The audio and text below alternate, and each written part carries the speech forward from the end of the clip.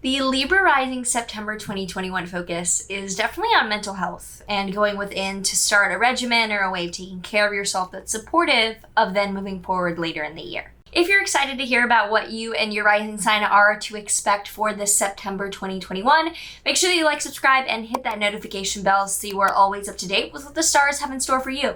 Hi, I'm Maren, and for these videos, I'm using tropical Western astrology, with whole sign houses being the basis for how I'm reading the transits. And before we get started, a thank you to Swan Bitcoin, the safest, easiest place to dollar cost average or repeatedly buy into Bitcoin. I use Swan every month to buy into Bitcoin as well as buy during dips. So if you want to use my referral link below, you can get $10 of free Bitcoin upon your first deposit if that is of interest to you.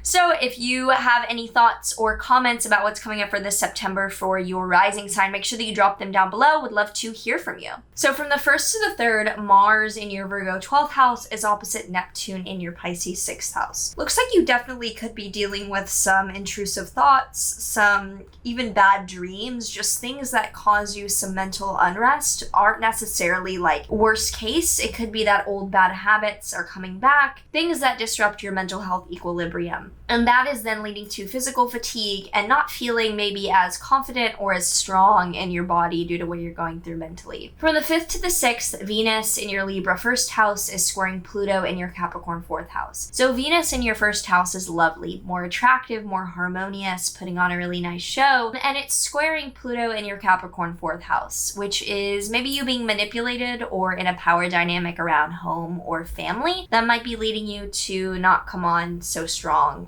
If you're doing something that's assertive. On the 6th, there's a new moon in your Virgo 12th house, a new beginning around spirituality, internal practices, things that are more hidden, private, more esoteric. And on the 13th to 14th, the sun then in your 12th house is opposite Neptune in your 6th house. Really putting a focus on internal mental health matters and setting yourself up with non-self-destructive coping mechanisms for the rest of Virgo season, which will be into late September. From the 16th to the 17th, Venus in your 2nd house is squaring Saturn in your 5th house. So once Venus is in your 2nd house, that is money coming your way, having an easier time managing finances and possessions. But squaring Saturn in your 5th might mean that a romantic partner or a child or creative project is putting a damper on what you plan to do financially. On the 20th, there is a full moon in Pisces, an ending or a culmination into physical health matters or dynamics with coworkers. And then on the 23rd, Venus in your Scorpio 2nd house is opposite Uranus in your Taurus 8th house. Sudden